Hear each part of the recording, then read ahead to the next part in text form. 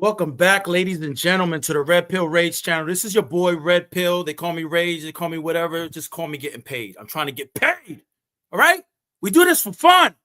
We do this for you know what? I'm obviously fucking around right now. But we do this for the love. We don't necessarily get paid for this shit. We do it for the passion, for the love. So with that being said, I was on a little hiatus, but I'm back saying hi to all the haters. I see you. I see you, motherfucker. Yeah, you over there. Yeah, behind the boy that fucks with me. Yeah, okay. So let me composure. All right. Welcome to the Red Pill Race channel. Comment, like, subscribe. You already know. But let me go into the spiel, the boring shit, before we get into the real shit. So, like I said, also want to give a special shout out to big homie Tony for making this possible. Honor and pleasure, man. Whenever you need a fucking request from me, it's always a yes. Unless it's that weird shit, then it's a no. But yeah, it's all good. Like I said, first and foremost, I want to thank all the subscribers, the viewers. You're appreciated in Tupac voice. To all the supporters as well, to all the people behind the scenes, the ones that never get the fucking credit they deserve. Also the sacrifices and time they take to make a platform like this do what it does. And making it come to fruition. I thank you and appreciate you guys always. Yeah, and always the Lord above. All graces to God, always. All right, so let's get past all that goody stuff. So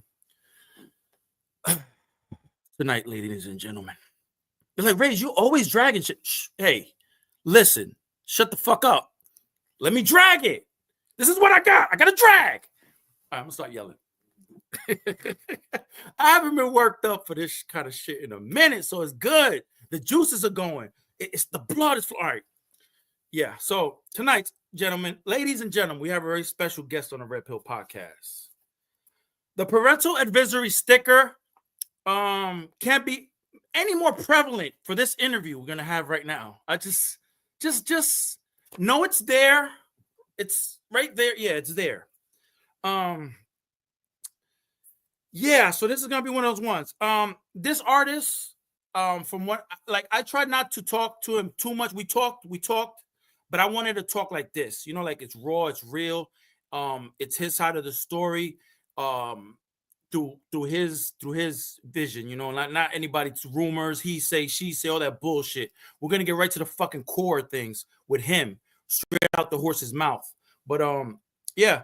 This man has been blackballed, looked past, labeled the most hated man in fucking battle rap. Like, you motherfucker, that's some hate. Like, the people don't got anything else to do but hate. Like, what the fuck is wrong with y'all?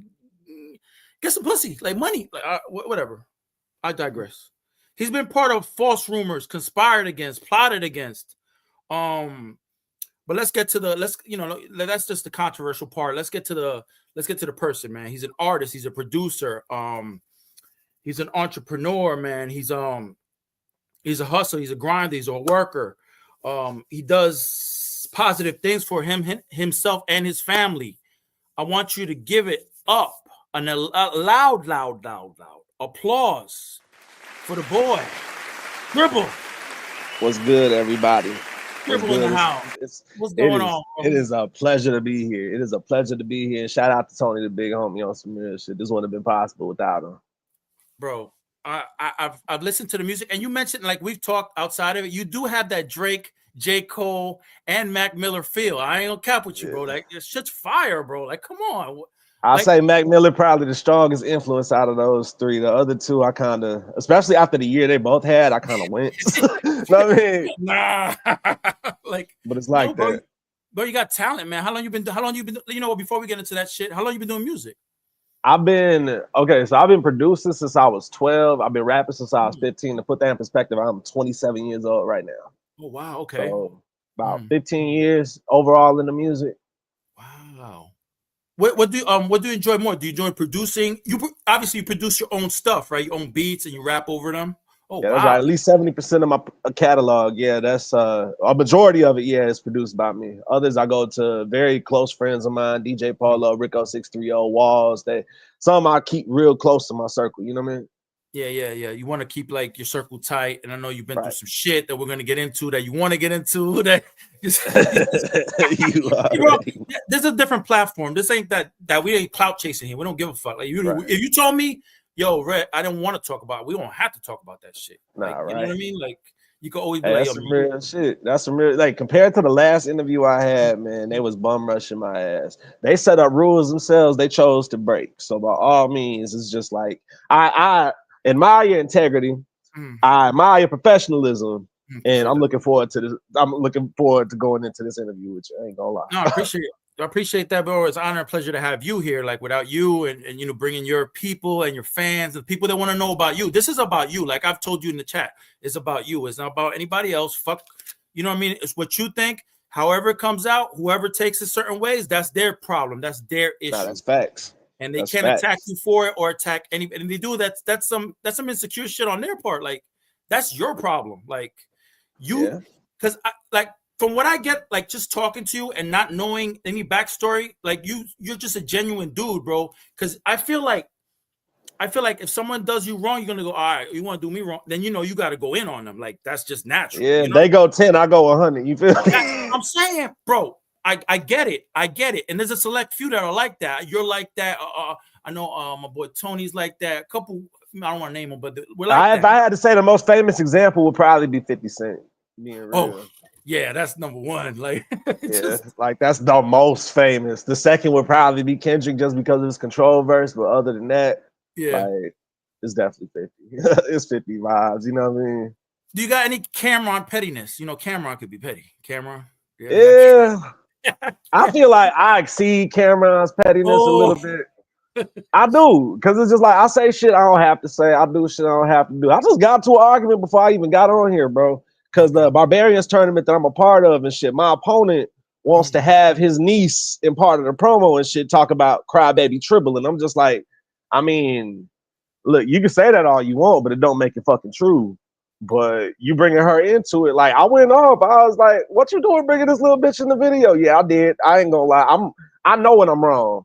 You don't call a kid a bitch. I get that. It's in the heat of the moment, bro. It's heat of the moment. I get it. Like, who is a little bitch? You heat of the moment. Oh, I'm sorry after. I didn't know. Like, why are you bringing her anyway? Bro, why are you bringing her anyway? That's what's the ploy? Like, I don't That's get some real shit. That's like me bringing my nephews into a promo for the battle and then not expecting anybody to say anything about them. You know what I mean?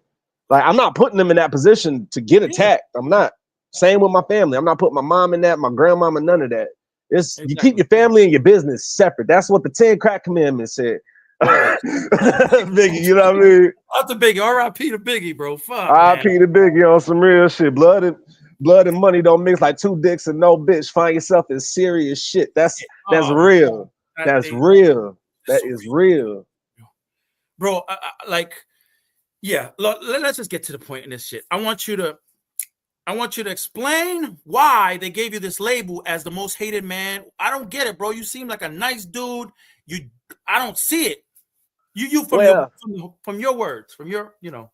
From my perspective, it all starts from one particular person that isn't even involved anymore. It started from one person named A.O. Dre. This is somebody that I met back in like 2019. And long story short, to him, he was somebody that was trying to fuck on the mother of my child. And and while he didn't get in that way, he waited till after we broke up to get some extra things from her, and now he's just touting it. You know what I mean? Motherfuckers, they wanna attach things to it. Now, keep in mind that this all pops off last year around, let's say, May, right? This is where it starts. I'm with this circle called the GOAT Table, ran by this guy, Free Life Lawless. And I'm thinking this is my team. They're behind me, but I don't expect them to fight for me. You know what I mean? Yeah. I've never expected that. But either way, I'm going to war with A.O. Dre. I dropped 2 disses on him, and people are fucking with it. And then the next one I drop is supposed to be like a roll call song where it's just like I'm basically calling out everybody on the GOAT Table. Not in no like diss or anything, but more like, yo, these my people, like, listen to us type shit. You know what I mean? And the part that had me fucked up is that when the day that I tried to show them that as a surprise, they decided that it was 2 of them. It was Free Life, the leader, And then the one that they consider one of their best rappers, Black Coats, he made a song that was full of subliminal disses at me, and I obviously took offense. But what I took offense to more was Free Life saying you as crazy as your daddy. Now my dad has been dead since 2007, so that's a sore spot for me. That's a sore spot for me in general, and that's something that's going to be a recurring. For whatever somebody tries to hop inside of it is one of the first few things they say. That's just real.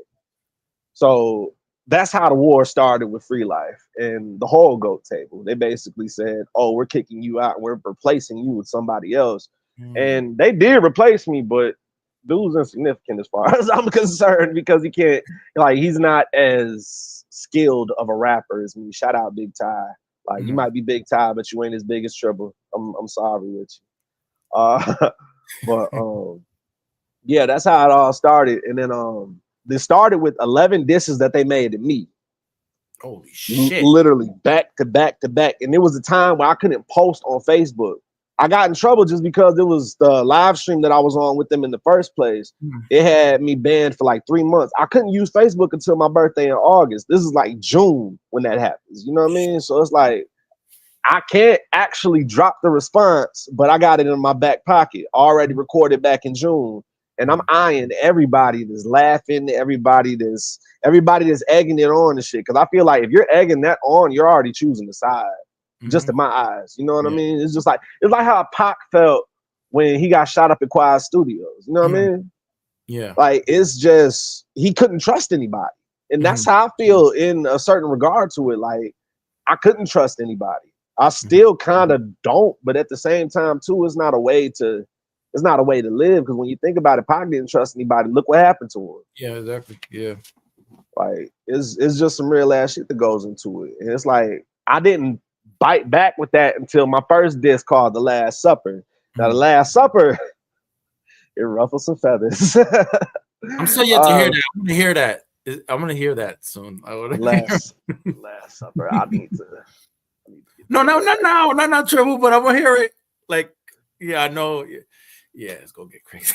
Trust everything. Remember certain names. If you have to write them down, write them down. But remember certain names as far as these disses go. Because The Last Supper, that was the first and probably the most important out of all of them. Because it kicked off everything. It kicked off everything. People treated it like, oh, we did Tribble and we ain't seen them since. And it's just like, y'all are really trying to overdo that part. Like, Facebook doesn't have its own policies. So it's just like, it's whatever. They can feel how they feel about it. But yeah, The Last Supper, that was my first time biting back. And that's when I started getting blackballed. Oh my God. It was because of a few people that I had named on there, specifically Cuda Brown and his mom, Mama Cuda. But they're scammers. They're scammers on the real shit. And it's just like, I didn't appreciate what they did to one of my close colleagues, Duck. He one of Kendrick Lamar's cousins on some real shit. It's just like he didn't do anything besides just try to put on a show for artists to have their own platform to come to. You know what I mean? And all Mama Cuda and Cuda did was basically try to rake everything. They squeezed the titty dry. Let's put it like that. They just milked everything the fuck up out of it. And it's like, I always have my certain gripes with some people. But when it comes to, like I said, the GOAT table, Free Life, like I said, Cuda Brown, Mama Cuda, there's a few others that I could name, but a lot of them are pretty irrelevant in the long scheme of it because they're really just rappers that have everything to say in the comments, but nothing to say on wax. Gotcha. And I can't respect somebody that can't keep it hip hop. I got to be 100 about that. It's just they're very narrow minded with it. Like, they see it like, oh, he said my name in the track, I gotta pew pew pew. I gotta drop a nuke on his ass. Like, first off, your diss is a half ass. Second, it is the most important part too. Just because I say somebody's name does not mean is me just dissing your ass. If I want to diss you, I'll be disrespecting you just like I did on certain tracks that I will get into, like Gray Area or Me and Mrs. Jones, or like, it's a lot of them where I'm going directly at somebody. That is a fucking diss. If I'm calling somebody out on some shit, I'm just calling them out. If you can't take the heat on that, get the fuck up out the kitchen. You know what I mean? Exactly. That's just real. Sorry, like it's a long answer to this, but it's like where the hate comes from. It's like it's so many layers because it's like they keep falling into each other. Like it was. This is all like. And keep in mind, this is over the last 2 years. This is just the last 2 years, and it's like I'm still on the first one. Damn. I'm still on the fucking first one because it's real shit. Because it's crazy. And there's another funny part too, because Tony the Big Homie is a part of the story too. In a way, we've come to peace now, but I am gonna talk about when we came to blows and shit because I feel like it's something that deserves a public conversation. Because being 100% honest, how we went at each other, it wasn't the best look for either of us because we were saying some things about each other we know we did not mean. I said some things about his mom. He said a lot of things about my dad, my daughter. He said a lot. I said a lot. And he's probably the only person to sit down, talk to me, and actually apologize about this shit. But like I said, I will get to Tony in that second. All I know is everybody else, as far as it goes, just to keep the timeline in mind, it's November 2023. Motherfuckers are paying platforms not to play my music. I'm talking at least every single time I'm in there, they're dropping at least $100 to make sure, no, don't play his music at all this stream. Don't play his music at all this stream. And they're doing that. They're dead ass doing that. All right, Tribble. When you go to these places, they're telling you, yo, somebody paid me not to play your shit. Yes. Damn. At least they tell you. Some real shit. Some of them told me. The only ones that didn't were the ones that's like, ain't nobody playing no bitch ass Tribble, even though it's just like, dude, you're a platform that's supposed to be playing music, unbiased at that. So it's just like if you're instantly saying that already lets me know something fishy. Yep. You could be bought out. You're just a slut. Like by all means, that's all I'm thinking in my head with that shit with them. Because it's just like if you can be bought out like that, like yeah, you ain't nothing but a slut. Like, shoot, like you know what I mean. But it's like that. It's dead ass like that. They keep that energy going. Like, and that's the funny part about them. They will nitpick different parts of the truth and try to piece it together into their own web of lies. They put them together in their disses. They try to make them make sense and shit. Like the GOAT table, they took advantage of the very few things they knew about me trying to make disses. And it's like they don't hold any weight because you're saying the same thing over and over. Oh, his dad's dead. Okay, my dad's been dead 17 fucking years. What's new? Oh, he ain't got his daughter. Okay, my baby mama is literally the evil, like she literally like an evil queen with a mouth like SpongeBob. What can I say about that? You know what I mean? It's a shame I can say that with a straight face because most people would be like, "What did he say?" But being real, it's just like it's certain things in my life that I'm not ashamed of in the first place to talk honest about. I've talked about it in my own music, so it's like, why throw it back in my face like it's a credible diss? You know what I mean? And they use it over and over. Like, where is that? You know, like as a battle rapper, you have heard this shit. It's like your name, Tribble, Bibble. You know, shit that rhymes. I've heard this shit already. Like everybody, get creative, bruh. Like everybody. I've only heard 3 creative disses on me ever. Ever. Everybody else is basically if you heard one, you heard them all. Same trap beats, same flows. Saying woo woo woo your dad, woo woo woo your daughter, woo woo woo your mama, woo woo woo like you fat, woo woo woo you dirty, woo woo woo, and it's just like, dude, can you say anything else? Like if you make it hard, like you know, in a different way, you don't have to. I don't know. It gets like, all right, dude, what you doing? You got no lyrical skill. You just trying to go personal now. Like, get your lyrical game up, bro. Like they have no lyrical game. They have no personality. That's the biggest part in that shit. They have absolutely no personality as a rapper. They have no identity as an artist. And it's just like they love to try to put me in that box. And that's what I love about breaking out of that box too, because there's a lot of motherfuckers that's gonna be in my face trying to tell me who I need to be as an artist, how I need to be as an artist. And it's just like, respectfully, fuck y'all. Like, I don't need all of that. That's the best advice you can take, bro. Fuck them. It's real. It's real, bro. Because it's just like, that's why I look up to Kanye West as much as I do. Do I agree with his politics? Hell no. But artist, as an artist, bro, he's as an artist, hell yeah. Because being real, you can't disagree with a man that made the college dropout. You can't disagree with a man that made Graduation. You can't disagree with a man that made My Beautiful Dark Twisted Fantasy. You can't tell me nothing. Jesus. You can't tell me nothing. I love Can't that tell song. me nothing. Can't tell me nothing. Oh, man. Oh my God, that part, bro. Oh, man. That's like Look, Kanye. If That's Kanye my goat. watches, bro, Kanye, please reach out.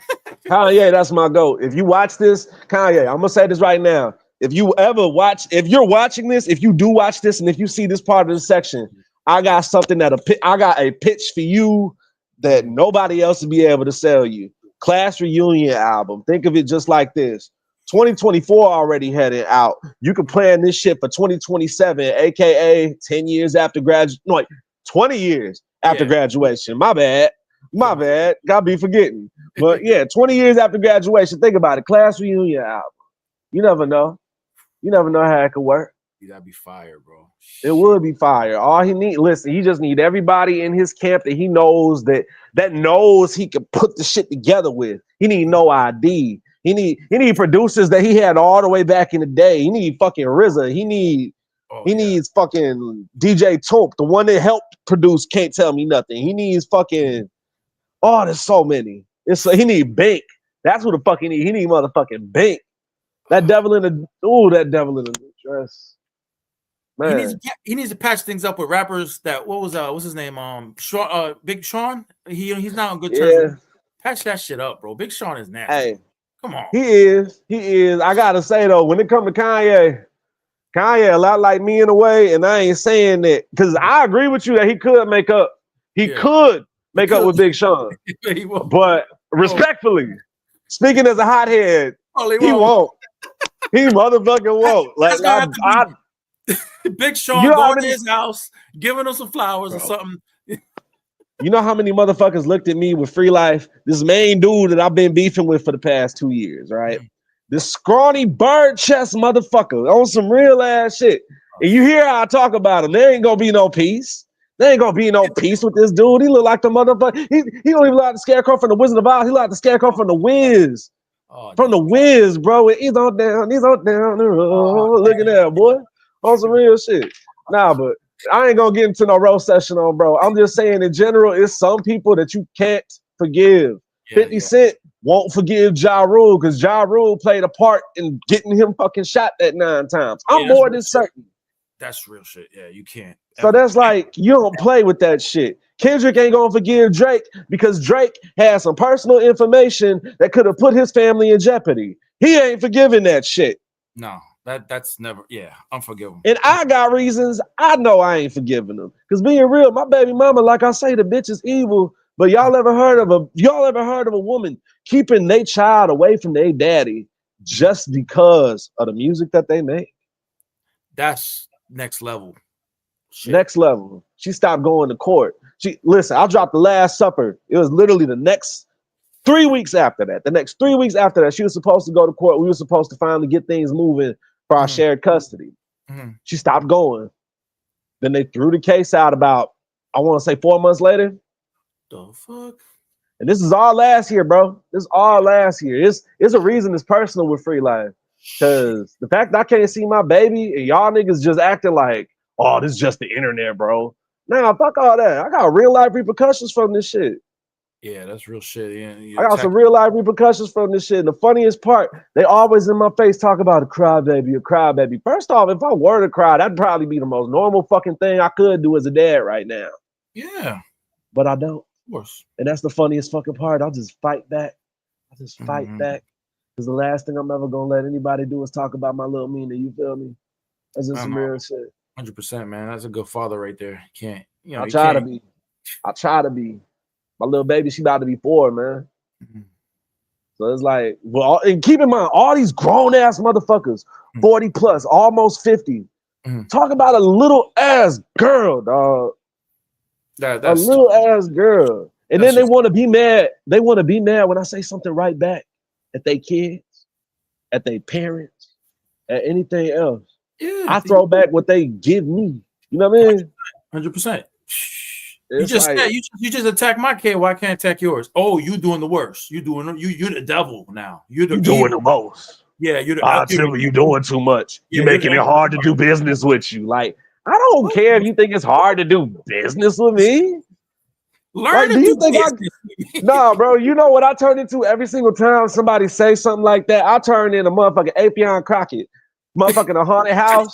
I turn around, I'm just like, I don't give a fuck, Keisha.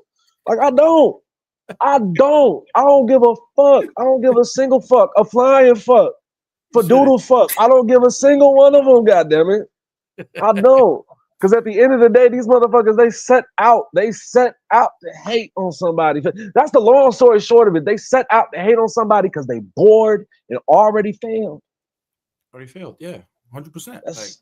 Like, what did they gain out of this? Like nothing. Like in the same hole. And same. You wanna know what they gained? They gained a few songs that got over 1,000 views, but guess who name attached to them? And you know what's good, Tribble? And they're like, who they talking about? Oh shit! Then they listen to your shit and like, oh, and then my numbers go up. Your numbers go up. And they don't even know everything that they're doing on me. All these little nicknames they got on me, like this whole little acronym. They call me what's his name instead of my actual name. Talk about WHN. They don't know I got that trademarked. Damn, somebody's pockets getting tapped by the lawyers. Oh man, no some real shit. Bro, lawyers, copyright get fogged. You see that bill coming in there? Like, how do I owe $1,000? These motherfuckers don't know they got invoices heading to them, and that's the most delicious revenge in this shit, bro. And that's another thing about Free Life too. That's what really got his panties in a bunch on some shit. Cause after all the blackballing shit, I said, okay, I know how to one up you with a chess move. I registered his shit on Sound Exchange, and I was. You are diabolical, sir. You are what they call. I am. They look at the dictionary diabolical, and you going like this. Damn. You're welcome. I have to be though. All right, let's tell the people what that means specifically for the people that don't understand what that means. Diabolical, aka. No. Well, all right, yeah, that too. But what you did. Okay, so with Sound Exchange, right? What that is it's a performance rights organization. I think that's the proper term for it. And basically, once you register your music through there, it's an extra avenue just to get paid through it. Yeah. And long story short of it, I got at least 50 of this nigga songs. Holy shit. Including the ones where he was dissing me. So it's just like, it was like, yeah, keep on. Oh my keep on. And then he was crying to my boy Duck and shit in February, talking about, man, he stole my music. And then he started lying to people publicly like I was stealing lyrics and shit. Like, dude, I don't have to steal your lyrics. You're trash. Well, yeah, why would I want to steal shit that I don't fuck? Like, and on top of that, too, I was barely making anything with his. I was making more money with my music than I was his. I made 68 cents with his music. Shout out to 68 cents from homie. 68 cents. Shout out Free Life on some real shit. You a real one. You're a real one. Can't even make a whole dollar for me. God damn. All right. Shit. All right. Do you want to continue to talk about? Oh, we could talk about. Let's get away from that. We could jump back into it like jump rope. Yeah, we can. I wanted to ask you, like, your creative process, like when you write your music, is it you gotta be at a, like, you gotta have the how you got that ambiance, is the emotions, or it's just how you feeling that day? And I'm gonna make the beat first. Yeah, basically it's a big ass question. You make the beat first, you feeling it, and then the lyrics come. What's your process? My process. That's a great question because it's multiple processes I really go into with it, and they're all unorthodox. I must say, I don't have the traditional writing sense where it's just like, okay, I'm gonna play a beat, I'm gonna sit down and write. Nah, I'm more or less like, if I start on a beat and if I'm really feeling it to rap to, I don't have to write a single thing down. I really just get into the production. I lay down my lyrics over what would be the basic 16-bar loop. That's just as real as it starts. And then I build the beat around that. I just make sure I have the basis of where I would want everything in the levels to pan out. You know what I mean? And that's one of my main ways of going for that. Another way that I go is, especially when it comes to freestyles, and it's just like I feel like I spit a better verse on a different beat first, but then I also want to switch it to my own. What I would do, I would record obviously over another instrumental. Let's say, I guess the best example that I had was recently Not Like Us by Kendrick Lamar.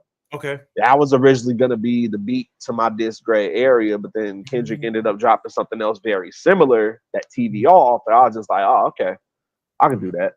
I could definitely do that. And then I also switched it up a little bit to go around with the actual sound of the original song. And it goes like that. But then other times where you can hear it on some of my albums, it would be I would write this to a beat that I grew up listening to, freestyling to, and it'd always get the best bars out of me, you know? And I'd switch that for a beat that's in the same beats per minute. And really just work my way around that. That's the whole process. My process in songwriting is more production than it is actual songwriting. I got to be honest. Because, like I say, with Kanye being a big influence on me, I take as much of that influence as a producer. Because in my eyes, that's the greatest. You know what I mean? This is being real, and it's just like when you look into that, you got to stand your ground with your sound, no matter what it is. And that's why I've gotten into it with so many engineers over the years too, because they don't seem to get my sound. It's very raw, very unorthodox, very it's uncut. It's uncut in general. And I feel like that rough around the edges for myself, I feel like it defines me the best way possible. You think Tribble, you have an advantage being a producer and an artist, that you could, like, I know you mentioned it, that you could design the music the way you want it to sound, the way you feel as your artist side accepts the producer side. That's two different things. Yeah. And also, do you feel like that's an advantage for people to know both sides of that? I feel like it is. I feel like a more artists had minimal respect for production, then they would honestly round out as a better artist. Like they may be great performers, they may be great singers, they may be great rappers, but the difference between a great artist and a great performer is the artist is always going to push that forward, whether it comes to experimenting. You're going to see if it sticks to the wall or not, but you're also not afraid to. You know what I mean? A performer is, I got to get it right every time. I got to get it right every time. I got to get it right every time. They stick to this status quo where it's just like, my mix needs to be like this. My mic needs to sound like this. Everything around me needs to be this way or that way. And it's just like, I can't agree, because I've made so much more by being unorthodox, being a minimalist, being the producer and rapper that I am. It's just, I guess the process comes quicker to me in that, because a lot of it I don't end up writing. I just end up freestyling off the top. But I do feel like it gives especially when it comes to who I compare myself to in this battle league with the Barbarians and shit. Like, it definitely puts me in a different league, because not a lot of people in that mix can do that. I think there's only like one other person in there that also produces. His name's Sam Fortune. The only other person in the GOAT table I actually respect, Sam Fortune. I will say that much. Wow. But other than that, like I say, they're all at a disadvantage in a way, because they all rap one way or another. They all perform one way or another. They either got auto-tune, got an old school flow, or a trap artist. And it's not hard to get past either of those. I can read all of them like a book. I have read all of them like a book. And it's kind of crazy. Yeah, you have the advantage, because like being in this circle of the battle rap, a lot of rappers, they don't respect the producer at all. Like, the producer's trying to help your song. I mean, if he's a shitty producer, he might fuck up your song. But if he's a dope producer, everybody knows a dope producer or a shitty producer. Come on, like, yeah, and that's their problem. They mistake me for the shitty one. Now your music, bro, I heard, like, it sounds dope. Like, come on, if you how can you deny, like, good music? Like, you get, even if you're a hater, you got to be able, like, damn, that shit hard. Like, denial is fucking, it runs rampant in this fucking culture. Like, that and accountability. People don't hold themselves accountable to shit. Like, I don't have no problem saying I'm wrong. If I'm wrong, fuck it, I'm That's wrong. facts. Like, Hey, what if does you're that wrong, do? you're wrong. You know what I'm saying? Like, what does it do? Like, you ain't dying. Like, what the fuck, man? Like, some It's people just are like, scared to be wrong, bro, but because their ego is too fucking high in the fucking air that they can't deal with it. Oh, how are they gonna look at me? I care what people think. Shut and the fuck up, motherfuckers be afraid to be wrong, and I'll be happy to be Mr. Wrong. I ain't gonna right? lie. Telling you like, I've been oh my bad. I've been Mr. Wrong for everything in my life. I was Mr. Wrong for the motherfucking lead production of motherfucking Wizard of Oz in school. I was Mr. Wrong for my ex. I was Mr. Wrong for my other ex, who's my baby mama. I was Mr. Wrong for. Hey, bro, we learn Listen, from our shit. We learn from it. That's we trial. That's do life. That's life. You have to. If you don't real ever, shit. if you ever deal with bad shit, you never know what good shit is. You never Yeah. grateful. These motherfuckers are LeBrons being fed yes, yes, yes every fucking day. Nobody says no to them. You know, like these people. Hey, it's These real, fucking, man. That's the one thing about me, man. I think that's what make me as humble, because it's like I've been akin to the word no my whole life. My whole goddamn life, bro. It's just like I don't come from a spoon-fed household. I really don't. Like, I might live in the suburbs of Chicago and shit, but I ain't no yuppie, bro. I'm not like people like to paint that picture, you know what I mean? And people gonna look at me like, oh, look at you, a suburban white boy. First off, not white, but whatever. They gonna think that. They gonna think whatever they think. But they form their opinions. People like to form their opinions off of almost nothing. I think I've proven that, especially over this last month with the few disses that I did drop. We'll get into them shits too. I'll post them on my page. You know, I don't give a damn. You know, said all that shit just coming. But talk about born and raised in Chicago. Born and raised in Aurora. Not quite Chicago, but Aurora. I don't know if you seen Wayne's World. There. Oh, hey, Aurora. Yeah. Sounds good. Because well, in the movie they had shot in Berwyn, but the logos and everything, that's all Aurora. Everything that you see that said Aurora, that's our actual logo and shit. So it's like, what's the music atmosphere there? Like, is it more rap? Is it more, Chicago? Like, Chicago. I'm gonna be real with you, because like a lot of motherfuckers, they be thinking just because it's a suburb of Chicago, it must be all white people. First off, we not Lombard, we are not Warrenville, Naperville, Downers Grove. We're not any of that. We are Aurora. Do you know what that means? It means a bunch of Mexicans, probably like, I want to say 45 black families and one Asian family. That's about it. Damn, that is about it. Everything else is Hispanic. You want white people, go to North Aurora, goddammit. That ain't us. They not like us. They not like us. Oh, bro. So there's always some Spanish music playing. I love always, especially on the east side, bro. The east side, that's why I love it. Listen, growing up, I gotta tell people right now, if y'all want some authentic Mexican food, y'all don't have to go anywhere in this country. Think you're going to Arizona to get some? Okay, fine, sure. You think you're going to Texas to get some? Okay, fine, sure. But if it ain't from Aurora, Illinois, it ain't shit. Oh, I gotta try some Aurora food. I want some Aurora. There's some good shit. There's some straight up Mexican rice and beans with like. It don't matter. It don't matter which restaurant you go to out here is always fire. It could be a Jalisco's. You understand me? Yes. Like it can. Oh my. So I don't have to go to Yelp. I'm not the Yelp. Not the Yelp. Nothing. It's gonna be all good there. I'm gonna eat all that. All you have to do is look up Aurora. Bro, I'm fucking with all the good restaurants on the east side, though. All the great restaurants on the east side. Damn.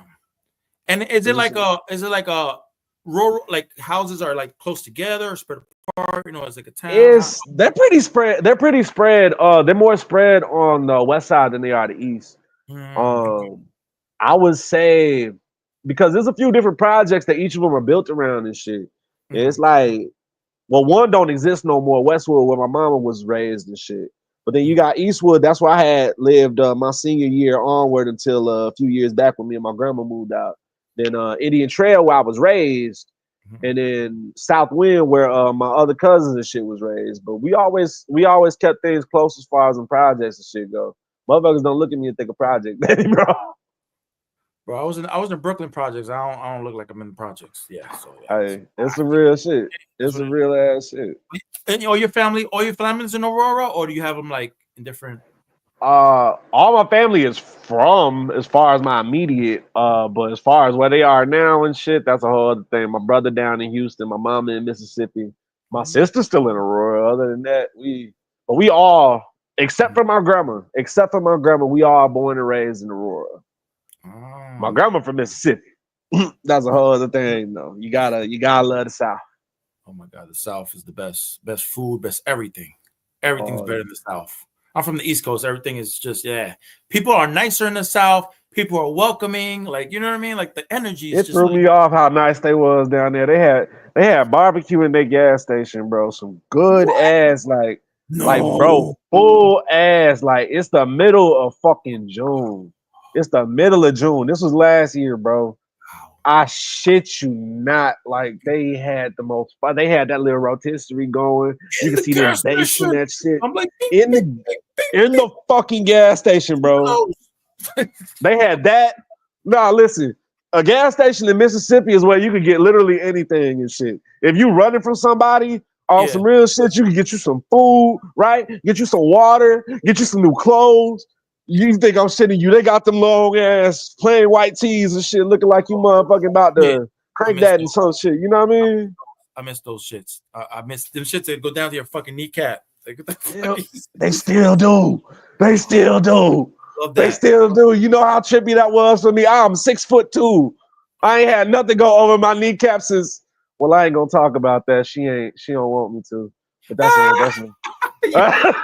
that's a whole other thing though. Yeah. Okay. It be like that. Yeah, It be yeah, bro. like that.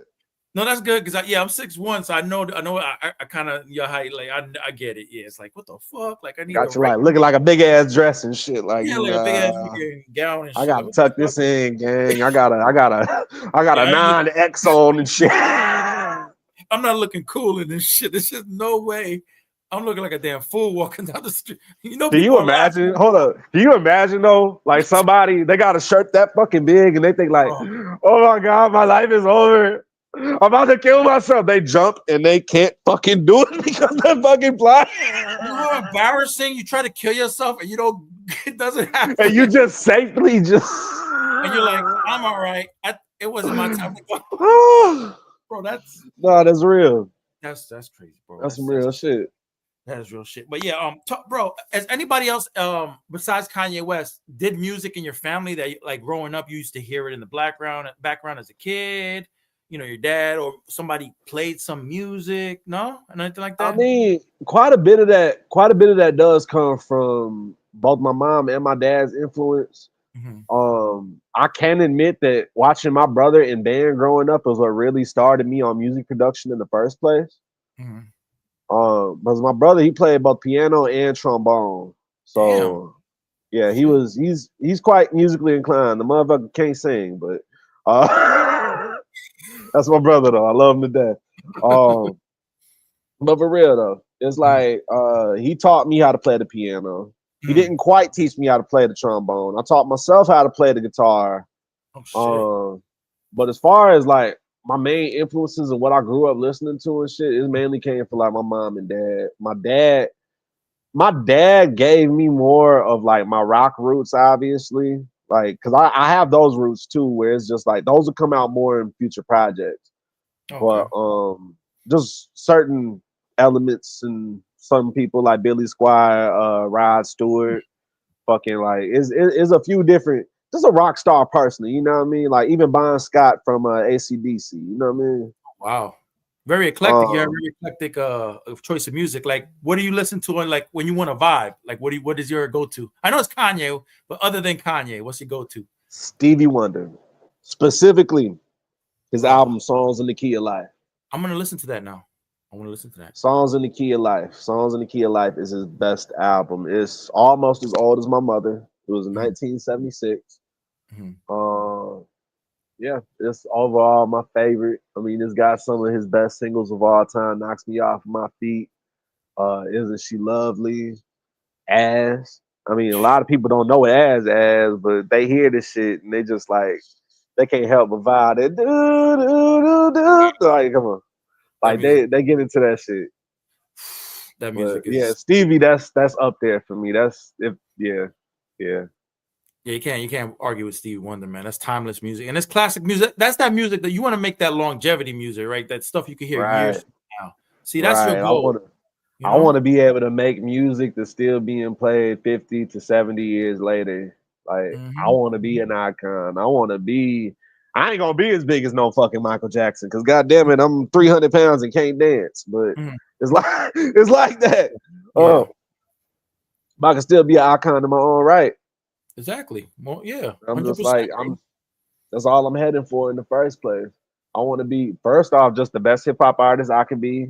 Mm-hmm. I ain't here to be better than anybody, but if I am by default, I just am. I Yeah, can't complain about that. Only they can. exactly. You gotta do uh, what you gotta do. That's it. yeah, And then some real you shit. just do it. Like there's people trying to like you mentioned this the auto tune shit. I hear a lot of artists use that shit. Like why is that like? Because it sounds dope. I mean, it sounds fire. Don't get me Yeah. wrong, but when you overdo it, it's like you're falling back on that the whole time. Like let's hear yourself without the auto tune, bro. Like T-Pain. Remember T-Pain? T-Pain was Yeah, OD. All T-Pain did was the fucking auto tune. Then he yeah. stopped. Right? What happened to him? There's no more T-Pain. Right? Like I don't know. Like it. I mean, being honest, T-Pain. I mean, T-Pain wasn't the first, but he was the one that made it popular within the hip hop element itself. Mhm. Because at first it was just the voice box. At first that was just like Roger Troutman, Zach. That was Yeah. like Mhm. Daz Dillinger back in the day and shit. You know what I mean? But it's like the more you get into it, like a pioneer that people frown at T-Pain for that shit, but it's just like he didn't use it as a clutch. It was more or less just the element of his music that stood out. You know what I Mhm. mean? Okay. And when other people tried to use that same element, different things stood out in their own ways. Like, for example, when Lil Wayne started using auto-tune like that, you realize his voice is a little bit more unpleasant than you thought. You hear Kanye West, and it's like Kanye can sing if he wants to, Mhm. but he's cranking things up to 11 right now to make a creative statement, which I can respect. Mhm. I can respect. Yeah. Anybody doing it for the sake of creativity, that is something you can always respect in that. Somebody that slaps it on every single fucking song that they make, Crazy, bro. That's no, it's crazy. It remind me of somebody I had recently. This bitch ass dude, Tony Patron, man.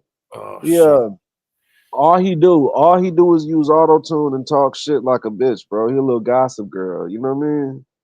I mean, not on every track though. Like, god damn. Like, let it. He ain't a gossip girl on every track, but he sure got auto tune on every one of them. Let me tell you, Good. That's every sometimes single one of them. I would just call the album auto tune till you tune out. Auto tune, Yeah, tune out.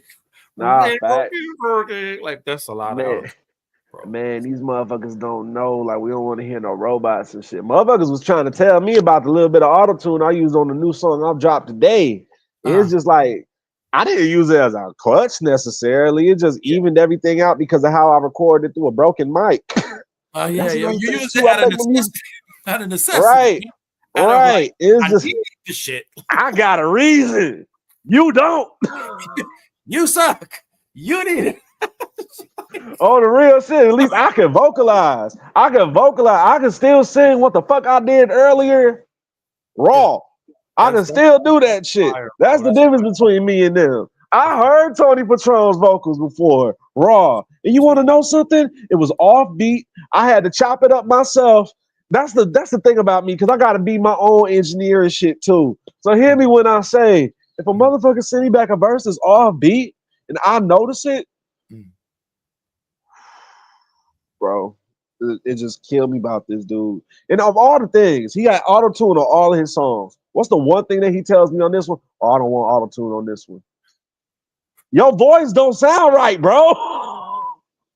How do you tell somebody that? As a producer, what do you? Are you like? Like, How do you? sometimes, listen, it depends on the attitude.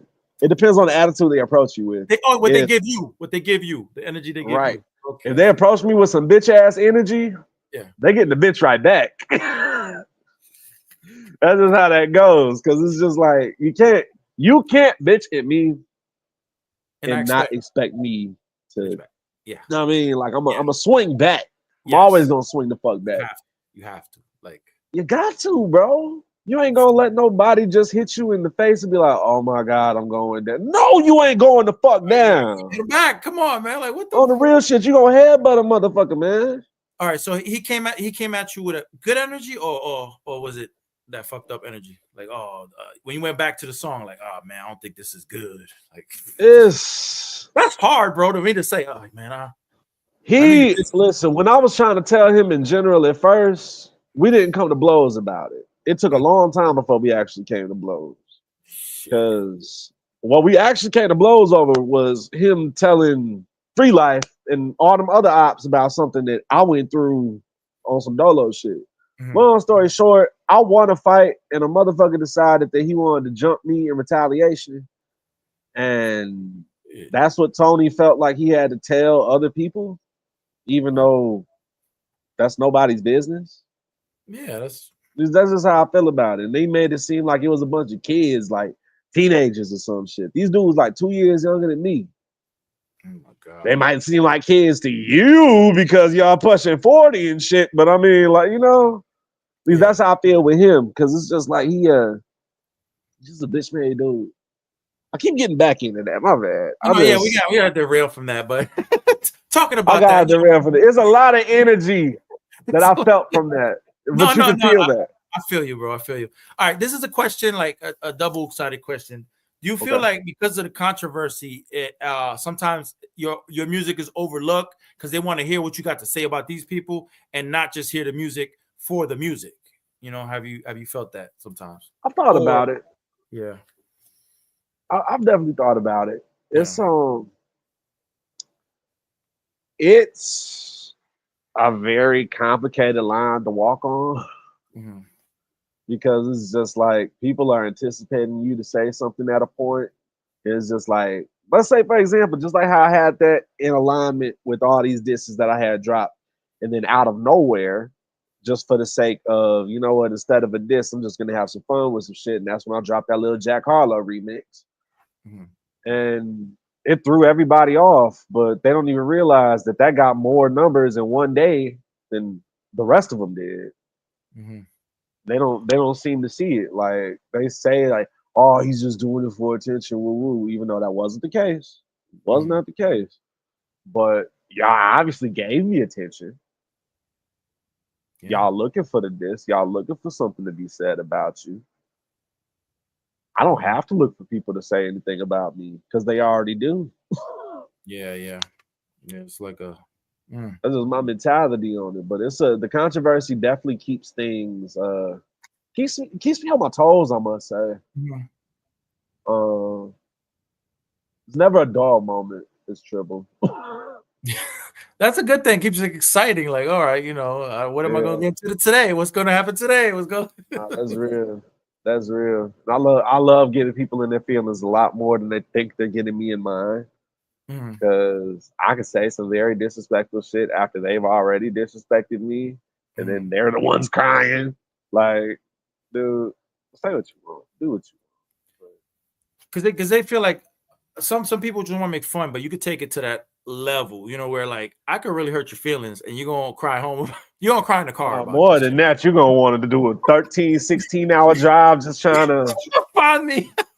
All the real shit, they're gonna be like, you know what, fuck this. I'm getting in my car, baby. I'll see you in 4 days. What? What you gonna do? You better not go out there crazy. What the over some words? All the real shit. You know how mad you gotta be to drive for 4 days? Bro, that you know what that you know when you playing online or playing some Call of Duty and so you whooping somebody's ass or fight night, that man's so angry at you, he want to kill you. That's what's equivalent to that. Like, what? Over a game? Like, that's what it's like, bro. It's all over this rap shit. It's all over this rap shit. There's this one nerd, bro. I keep bringing him up and shit, but hold on. This Diallo dude. Go ahead. Let her out. This Diallo dude, bro. I got to because this is the funniest part with this dude. He probably the sorriest fuck out of everybody that's recently tried me, right? Oh, God. So he calls himself responding as far as comments go to a diss that I made to somebody else that was coming at me like 4 disses in a row type shit. So I'm just like, okay, fine. I'll bite. I did that. This motherfucker want to share my picture on his Facebook and shit. Now, this is how petty I am, right? Oh no. Oh, he shared my picture on Facebook. He does that to try to roast me. He does that to try to get a little clout, try to get a few likes, few laugh reactions, whatever. Mhm. I get a picture of him and his mom. Right? Okay. And you think that's all I'm gonna go for? No, I'm not going for a post. I'm going for a fucking song. Okay. Now keep in mind in this, right? I'm actually on his mom's page, Wanda Jones. I see her name, Wanda Jones. It is too easy. The instant sample, Me and Mrs. Jones by Billy Paul. Boom. Right? Okay, already going in on that shit. Next thing that I do, make the cover art. Is one picture of her looking like she about to let a titty pop out, and the other one is her and him on the bottom. Put the title right there, Me and Mrs. Jones freestyle. Boom. Chop the sample up, lay the freestyle down, treat it like a parent-teacher conference, and I dissed the fuck out of that dude. Oh my God. Yes, I did. And listen, the beat was so smooth and shit. It sounded like a love song, all that. Tony a vouch. Tony a definitely that Me and Miss Jones. Oh no. What You he made say? it a hit. You made it a You hit. got a thing going on. We love moms. We love Happy Mother's Day. Pass. Also, really, Happy Mother's Day. It's Christmas, bitch. Wait, we got to go back to Mother's Day. Say sorry for the mother. Also, real shit. I'm gonna listen. Every Mother's Day, I'm gonna make sure I play that shit just for Diallo. Because being real, he should not try me. He should not try me. But dude, this the killing part about this whole thing. To get people on his side, he lied about his mom being dead. No, and she was alive. Yeah. Oh, the whole time, bro, posting on fucking Facebook and shit. No, that's And that's the whole thing. He got so many motherfuckers. It's like people pick and choose sides. People don't even realize I never asked anybody to choose my side. You know what I mean? Because my side, as far as I'm concerned, they gonna aim at anybody they see standing next to me. I don't want nobody going down as collateral. I don't. This is the honest truth. I take anything I need to by the head. But at the same time, respectfully, taking that by the head, there shouldn't be so many motherfuckers that's so keen on being against me. It's 100v1. That's crazy, bro. It's 100v1. I shit you not. That whole little community. I was just arguing with the hosts of the fucking battle, bro. And let me tell you about it. It looked like I might not be in this tournament. I'm not sure. Oh shit. I'm not sure. But if I'm not, that's to their own fucking fault. That's to their own fucking fault. They can't handle me. They can't handle me. They want me to be contained. They want me to be some kind of show monkey and shit. Yeah. Like, do this. You got to show up here. You got to do this here. It's gonna be. And they want to talk to me about professionalism with this dude when, like, he got multiple videos just pecking at me, like, constantly, like, "Oh, I'm taking on Crybaby Tribble." Like, that is not my fucking name. You don't have to constantly disrespect me like that. I didn't disrespect you like that in mine. All I said was your fucking name. Is your name not Money Man Pockets? It is. So it's just like, I don't know what else I can say. I really don't. Motherfuckers trying to ridicule me like I ain't a grown ass man. Like, I gotta stand 10 toes on something, bro. Because if I ain't got no self respect, motherfuckers just gonna run shit, and nobody running me. Yeah. And I know we covered this before. Have you felt? Told me you felt blackballed a lot, right? And the bridges, like, you know how people say you burn bridges. I've been told that shit. I burn a lot of bridges. Sometimes, like, I'll say some shit, but I like to say what I gotta say about the person. It's my experience with these people. Like, how is it with yours? Fuck burning bridges. I don't care about that bridge because there's no loyalty on that bridge. You know what I mean? That's how I look at it. And if you burning bridges, you can make so much money. Money don't mean shit to me, yo. Like, honestly, that's real. That's some make real money shit. anywhere. I can make money with dude down the corner. We can make a show or start rapping. Whatever the fuck. Like, that's some real shit. Cause look at it from, because we see it eye to eye on there, bro. Not even gonna lie with you. Cause there's so many people where it's just like they like to throw rocks and hide hands. That's just where that comes down to. You know, it's just like they're the main ones pointing at you saying, "Oh, well, you did this," and I'm just like, "But you did this." It's just like, it's not me trying to justify my actions. I know when I'm fucking wrong. But you think I'm gonna let you of all people tell me I'm wrong? Exactly. Like, all the goddamn things. Of all the things that's been said about me, of all the things that's been like everything, man. Like, it's shit that should not be said about me that has been. It's some shit that I would never, ever, ever do in my life. Keep in mind of this, though. I've been accused. And keep in mind, I told you about how my baby mama keeping my daughter from me and shit, right? I've been accused by this one lesbian fella. Wait, that bro. He's a lesbian. Hold on. Yeah, that's right, a lesbian fella. I had to let out that. Okay. Okay. You call this man. How is A he a lesbian lesbian, bro? fella. A How is he? lesbian fella. Okay, a lesbian. Well, Oh, I I was about to don't say we love listen. They look lesbians. like a guy. They look like a guy, but I don't know if they're a guy or a girl. Okay. All right. It may That makes sense. Yeah. Yeah. Shout out to the But lesbians. We love lesbians. We love lesbians. except Jasmine Gray. She could go to hell.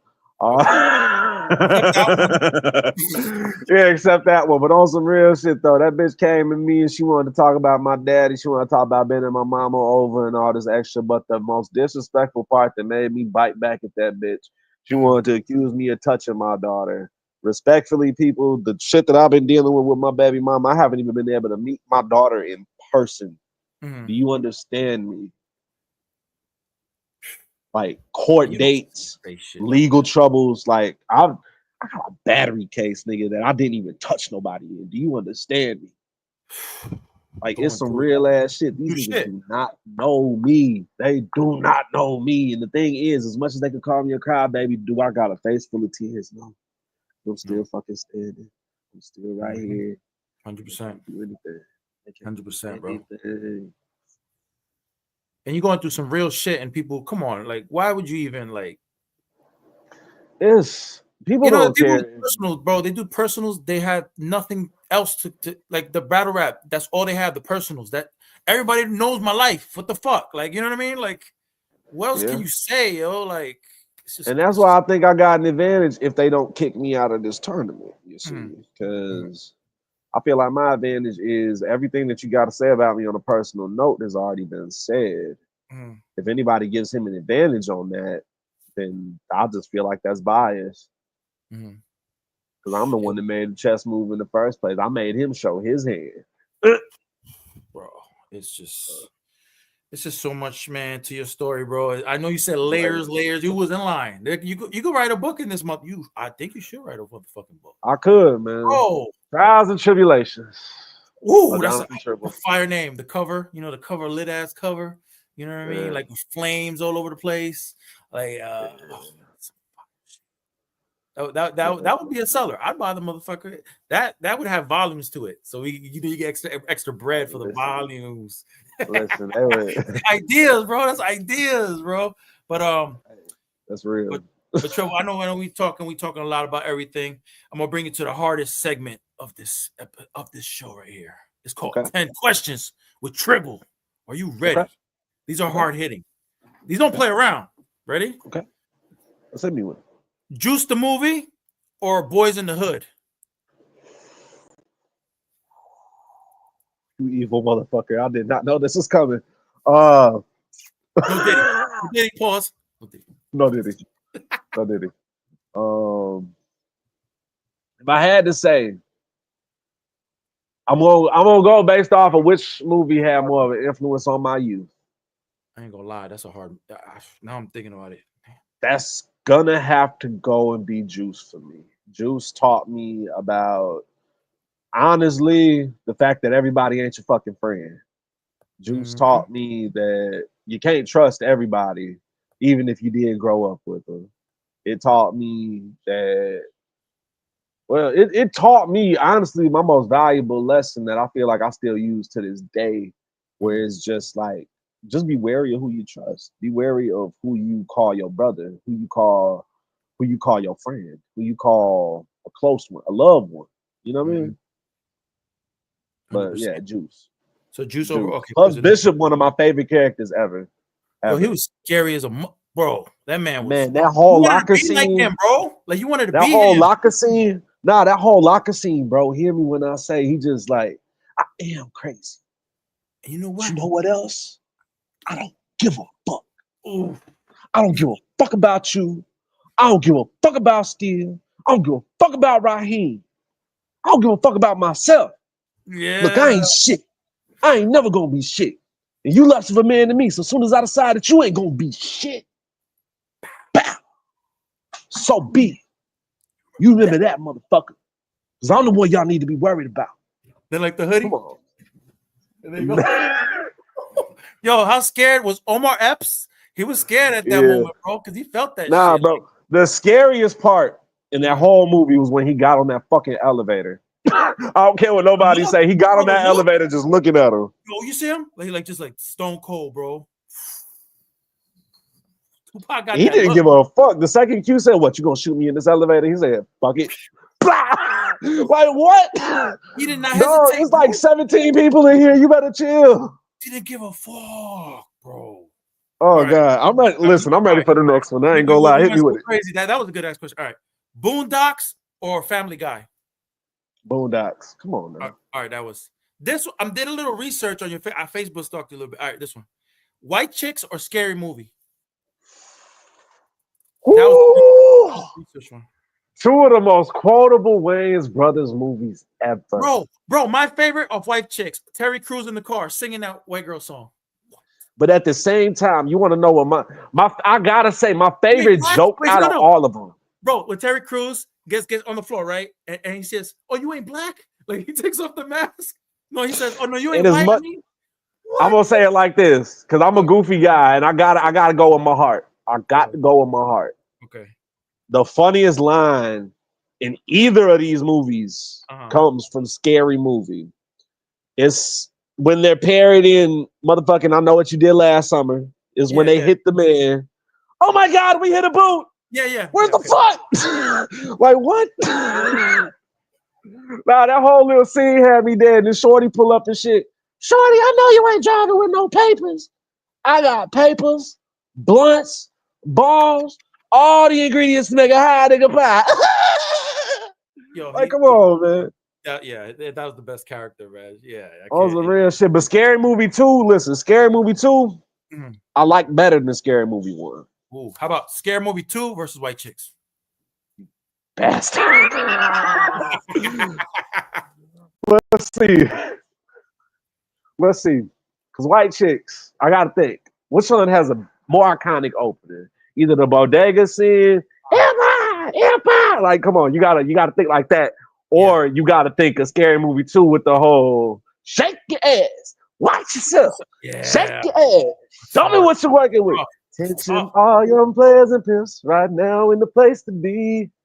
I thought I told y'all niggas before, y'all niggas don't fuck with me. Like, come on, all the white people singing it. Now, this is the real shit. Like, come on, man. Come on, man. Like, oh, that's so hard. I gotta go with my heart. I have to go with my heart. Because while White Chicks is the better made movie out of those. But Scary Movie 2. I'm not gonna complain. This is funny. You can't. That is the funny. The Wayans brothers in general, like the Wayans, a low down, dirty shame. Funny. Don't Be a Menace. Funny. The first two Scary Movies. Funny. Dance Flick. Wayans brothers. Whole show funny. Oh, don't get me started. Don't get me started. Pops. You got Pops on the show, bro. You got Pops. And then you got the security guard. What's her name? What was that song he did with his band? Bang, bang, bang. Rocket to the bang, bang, bang. Come on, man. You can't beat the Waves, man. So Scary Chicks 2 wins that. Yeah. All right. Now I got a couple would you rathers. I try to fit these other. Would you rather be able to pause time or rewind time?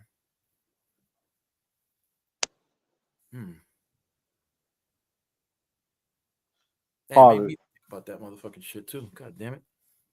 I pause it. Because while it will be nice rewinding, there's a lot of things that you don't want to go back to in the past type shit. You just end up reliving through it. You just end up reliving through, say, like certain deaths that you don't want to relive. You don't want to go through other things, certain illnesses you didn't had. You don't want to go through certain things like that. But if you can pause for what you got in the moment and just keep it for a good little while, at least a while longer, I'll definitely do that. Because being honest, I know my grandmama ain't gonna live forever, but I would pause time just to spend more time with her.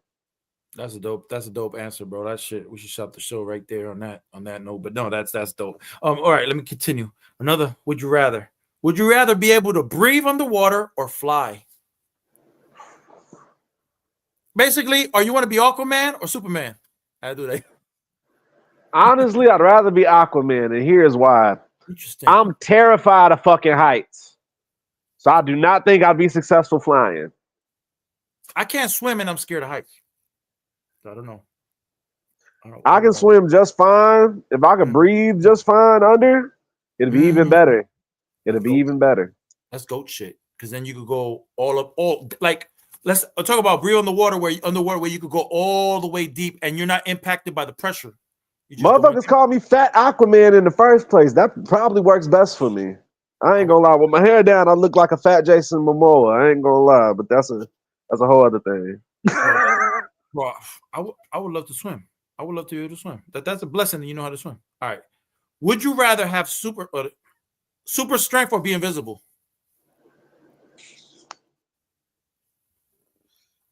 That.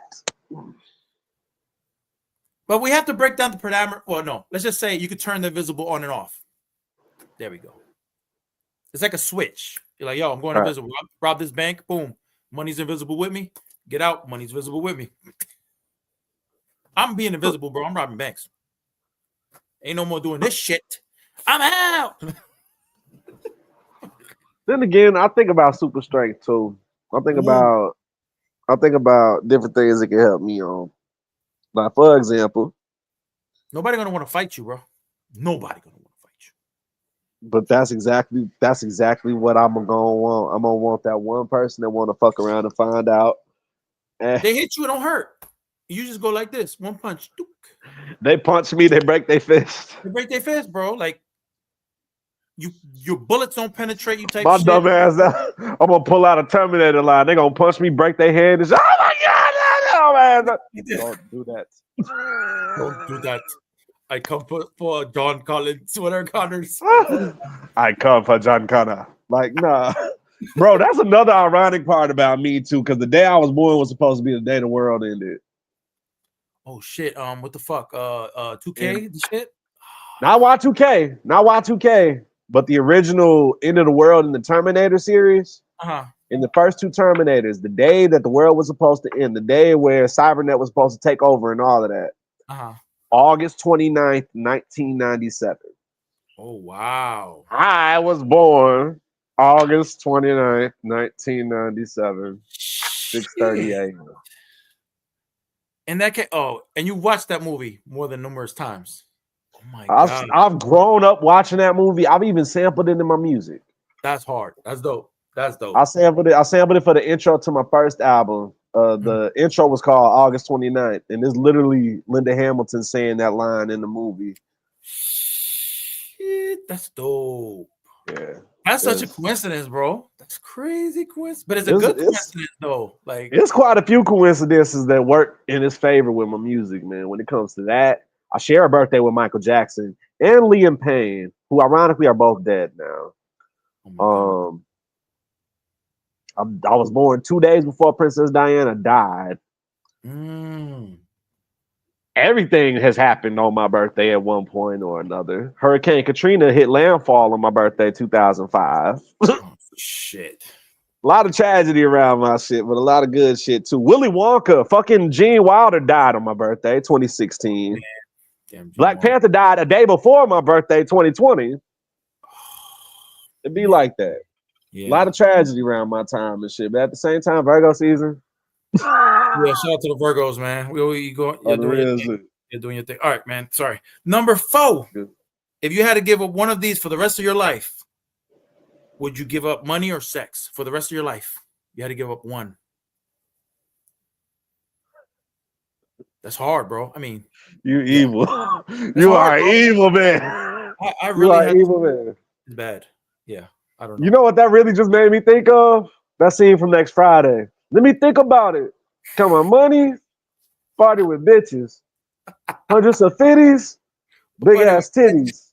Count the greed, get in between those titties. Like, bro, that's literally what you asked. That is what I asked. Yeah, I should have wore the bro because if I wear it, I can look just like him. You Like gotta put it over your eyes like this. I will look just like Cholo. What is his name? Little Cholo, Little Joker, Little Joker. Joker. Joker. His name Yeah, Joker. Little You Joker. gotta get on that motherfucker. Little Be on Joker. some type of cholo shit. Yeah, I shouldn't be wearing glasses on the inside and shit, but my future bright, so it's okay. yeah. Little Joker. That's hard though. Ulato fucking door. No, I'm playing. Let me stop. Nah, for real though, man. But if I had to answer, because I love money, but I love the whole. I will give up sex, bro. I'll give up sex for the money. I love, yeah. I mean,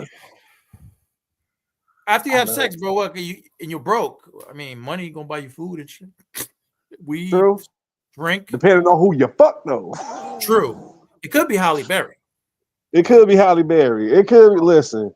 For all I know, it's some sugar mama. It could be Nancy Pelosi for all I fucking care. You know what I mean?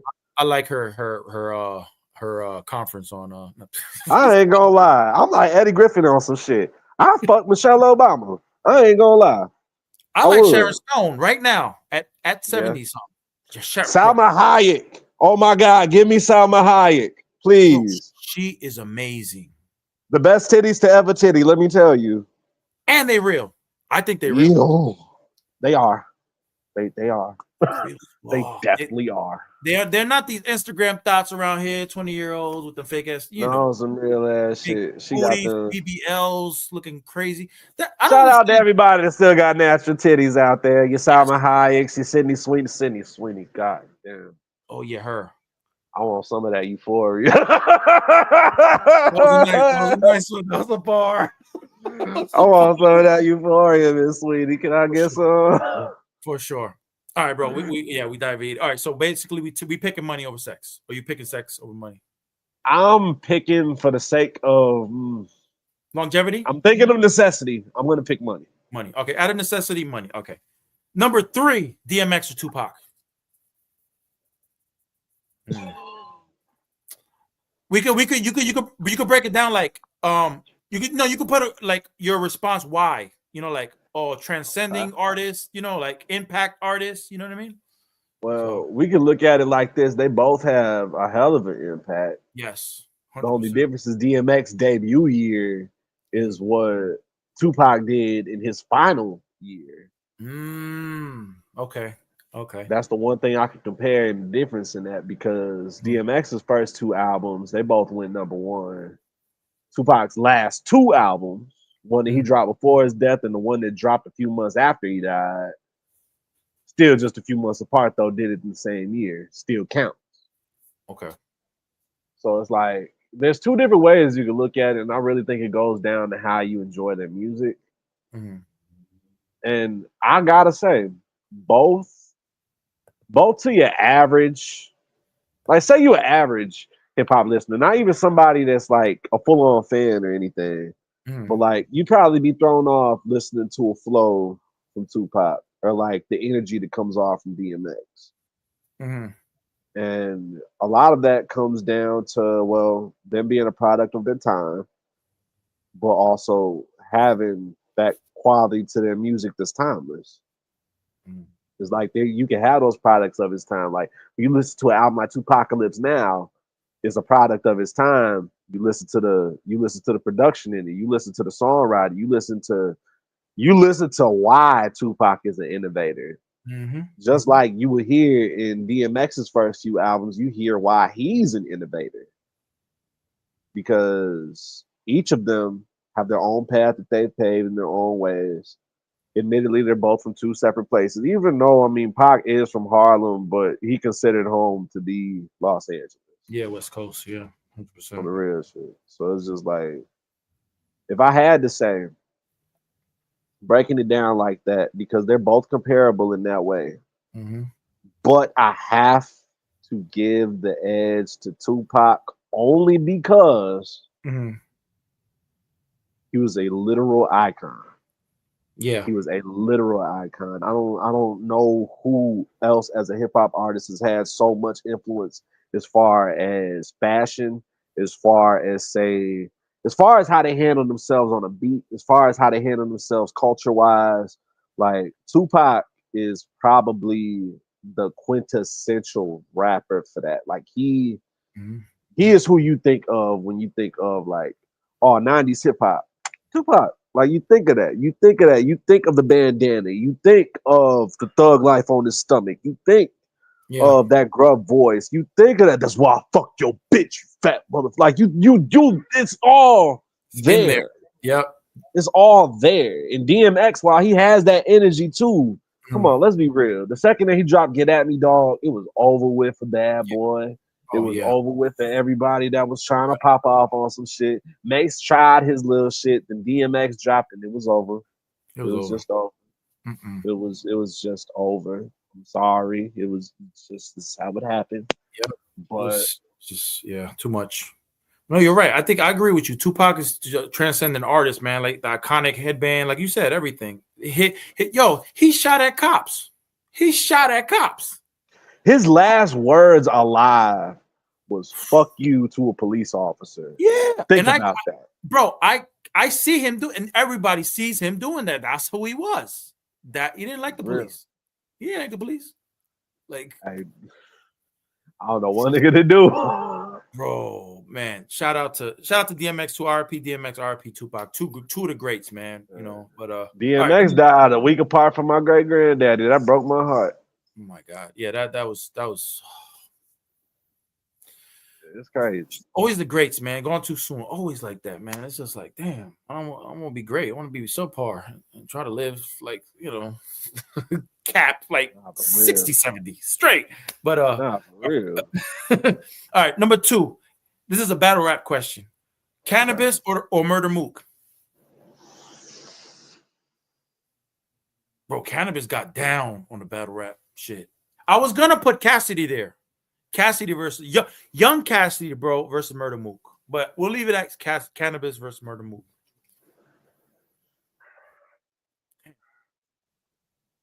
Cannabis versus Murder Mook. I wrote these shits and not really contemplating the thought process of how much thought I was going to being real, just because. And it shouldn't be right to give somebody the advantage just because of somebody else's disadvantage that they give themselves. But I got to be real. Cannabis has shot himself in the foot multiple fucking times as far as battling goes. Is one of them He's done that as far as disses. Is one of them with LL Cool J. I think that second round. With Eminem.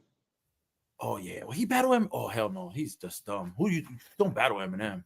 But then the nail in the coffin for me was J. Cole. The nail in the coffin. J. Cole? He went in to J. Cole feeling disrespected because J. Cole didn't ask him to get on his album. And I'm just like, dude, God, please. You sound like the biggest bitch right now. Like just because like first off, I'm pretty sure if they had an actual conversation instead of him just wilding and shit, they probably would have worked some shit out before then too. Because let's be real, like if J. Cole working with a legend like Cameron, right, on the off season, and really on that Might Delete Later shit, then what make you think he wouldn't work with Cannabis? He would if that disrespect wasn't so goddamn apparent. And I feel Cole on that because it's just like with Cannabis is quick to step out of his own boundary. He is a solid lyricist. But I want to say he has shot himself in the foot so many times. I gotta give it to Mook. I gotta be real. I just have to. Due to Cannabis is shooting himself in the foot. If he didn't, though, would it be Cannabis?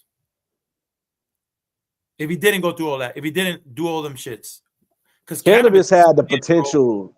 Cannabis had the potential to be one of the best of his generation. And fumbled. Yeah, bro, he was nasty. And I think where he mainly fumbled, where everybody knows iconically, is with LL Cool J. Bro, I wouldn't even. I'd be happy to be on a song with LL. I know I'm better than LL. You got to think you better. Lyrically, he's better than LL. I love LL. Shout out to LL. But LL is a smooth rapper, but he wasn't as lyrically strong as Cannabis was. Yeah, Cannabis was some other shit, bro. Oof, that man. It's crazy to the game, bro. Yeah, it's just like it's layers. Layers. See, we go back to the layers for sure. All right, number one, bro. Ready? Number one. Biggie's Ready to Die album or The Chronic by Dr. Dre? You son of a. Yeah, that one. Yeah, writing that one was hard. Like, All right, so you got one of the albums that was really detrimental in my rap style when I was first starting off with freestyling. When I wasn't even Tribble, when I was J Trouble. J Trouble, shout out.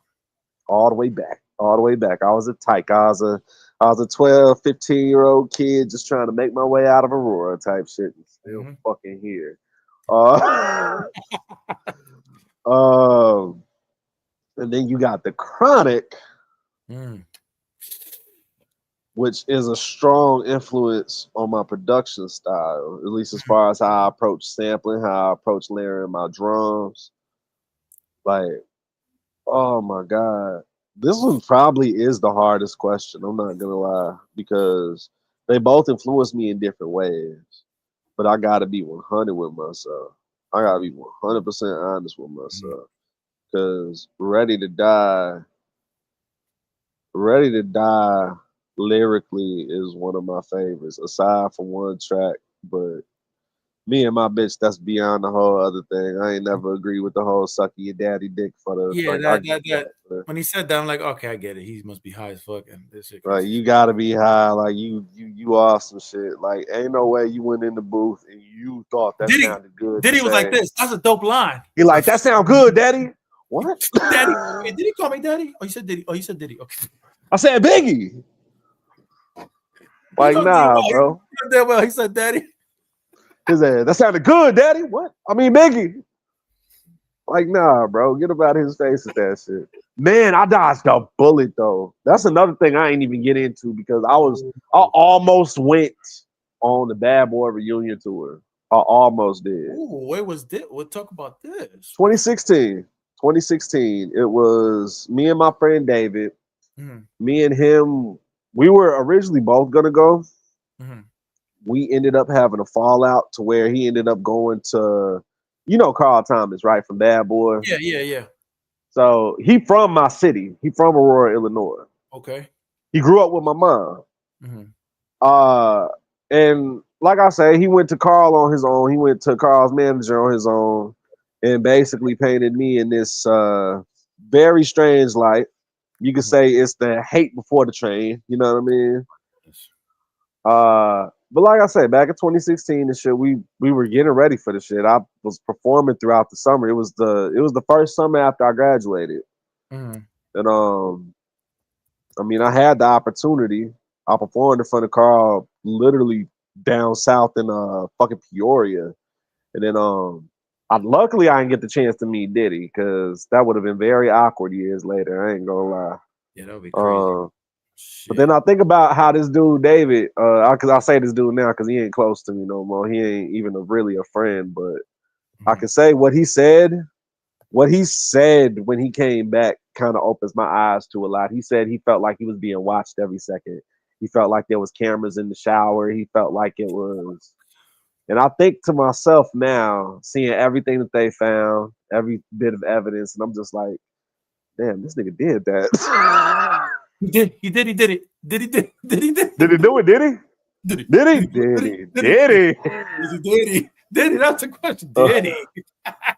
After, it's been done to you. No, for real, bro. You've been done to you. Like, now Jay-Z's in some shit too, bro. With Diddy. Yeah. Like, what the fuck, man? They gonna hear whoop whoop. That's the side of the police. Jay-Z was never like, I started liking Jay-Z later. I never liked Jay-Z in the beginning because I was a Nas. I'm gonna be real. It kind of hits me a little hard too, because Jay-Z is a strong influence on me as an artist. I gotta admit that, because if I wasn't being honest about it, I wouldn't mention him at all. Yeah. But I gotta admit, the Blueprint. That's fire. The Black Album. I love like 3 songs that I go back to on that. Black Album, how about the Rockefeller Dynasty? How about the Dynasty album? Album, bro. Yes, the Dynasty album. That is probably the project besides Kanye. Yeah, bro.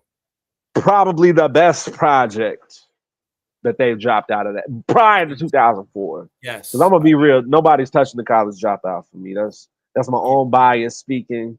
I can be biased towards Kanye though. Oh no, for real. That the album is hard. That competing against that album, you gotta do some extraordinary shit. Like some real ass shit. And I'm just like, that's why I get offended with rappers like fucking Chance the Rapper. You know what I mean?